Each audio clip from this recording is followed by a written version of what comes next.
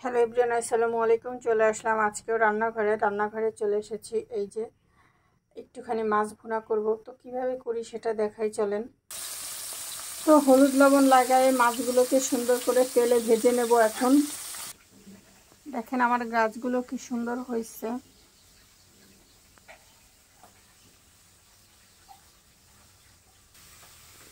এই যে সিম গাছ হয়েছে, কয়দিন পরে সিম ছিঁড়ে আপনাদেরকে খাওয়াবো।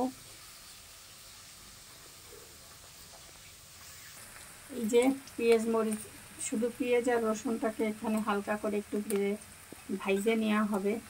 এখানে আদা বাটা, রসুন বাটা, কিছুটা পেঁয়াজ, শুকনো মরিচ দিয়ে রাখছি বেটে একটু মানে পানি করে বেটে রাখা হয়েছে। আর এই যে দেখতে পাচ্ছেন যে মাছগুলো ভাইজে রাখা হয়েছে। এদিকে এগুলো কি দিচ্ছ? শুকনো মরিচ, আদা, রসুন বাটা। গাইস, এটা হলো এই যে ব্লেন্ডার ধুয়ে রাখছে যাতে পানিটা ওটার মধ্যে দেবে। আমি একটু ভুল বুঝিয়েছিলাম আর কি। তো যাই হোক,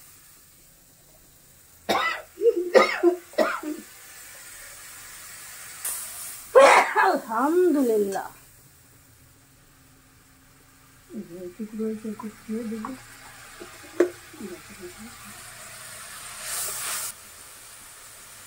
এখন আমার এটা জাল উঠে গেছে, দেখতে পাচ্ছেন। এখন আরেকটু হবে, মশলাটা কষানো পর্যন্ত অপেক্ষায় মাছগুলো দেবো। তারপরে আমাদের এই দেখেন, আমাদের বাসায় এই যে 4-5 পিস মাছ, তাও বেশিরভাগ দিন খাওয়া হয় না।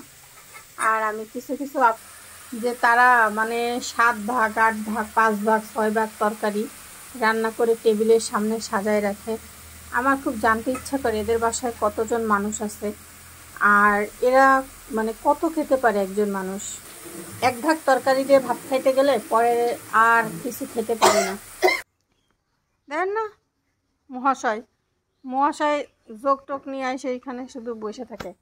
আজকে দেখেন কি সুন্দর রোদ্দুর উঠিছে। আজ কয়েকটা দিন যাবত রোদ্দুরের কোনো দেখা পাই না। তো আজকে আকাশটা ঝলমল করতেছে, ঝলমলে রোদ। ওই যে কি সুন্দর ফুল ফুটিছে। চলেন ওইদিকে আবার যাই, দেখি রান্নার কি অবস্থা হইলো। এবার মাছগুলোকে দিয়ে দেওয়া হলো।